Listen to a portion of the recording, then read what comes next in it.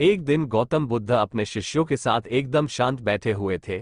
उन्हें इस प्रकार बैठे हुए देख शिष्य चिंतित हुए कि कहीं वो अस्वस्थ तो नहीं है। एक शिष्य ने उनसे पूछा कि आज वो मौन क्यों बैठे हैं, क्या शिष्यों से कोई गलती हो गई है। इसी बीच एक अन्य शिष्य ने पूछा कि क्या वो अस्वस्थ है, पर बुद्ध मौन रहे। तभी कुछ दूर खड़ा व्यक्ति जोर से चिल्लाया, आज मुझे सभा में बैठने की अनुमति क्यों नहीं दी गई है। बुद्ध आंखें बंद करके ध्यानमग्न हो गए। वो व्यक्ति फिर से चिल्लाया, मुझे प्रवेश की अनुमति क्यों नहीं मिली। इसी बीच एक उदार शिष्य ने उसका पक्ष लेते हुए कहा कि उसे सभा में आने की अनुमति प्रदान की जाए। बुद्ध ने आंखें खोली और बोले, नहीं, वो अछूत है, उसे आज्ञा नहीं दी जा सकती। ये सुनकर शिष्यों को बड़ा आश्चर्य हुआ।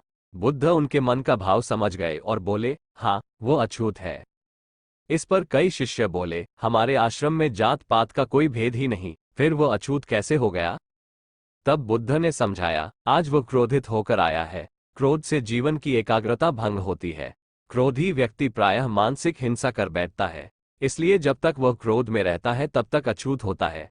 इसलिए उसे कुछ समय एकांत में खड़े रहना चाहिए। क्रोधित शिष्य भी बुद्ध की बातें सुन रहा था। पश्चाताप की अग्नि में तपकर वो समझ चुका था कि अहिंसा ही मनुष्य का महान कर्तव्य व परम धर्म है। वो बुद्ध के चरणों में गिर पड़ा और कभी क्रोध न करने का प्रण लिया। शिक्षा आशय यह है कि क्रोध के कारण व्यक्ति अनर्थ कर बैठता है और पश्चाताप उसे बाद में होता है, जिसका कोई लाभ नहीं मिलता। इसलिए हमें क्रोध नहीं करना चाहिए। असल मायने में क्रोधित व्यक्ति अछूत हो जाता है और उसे अकेला छोड़ देना चाहिए। क्रोध करने से तन, मन और धन तीनों की हानि होती है। क्रोध से ज्यादा हानिकारक कोई और वस्तु नहीं।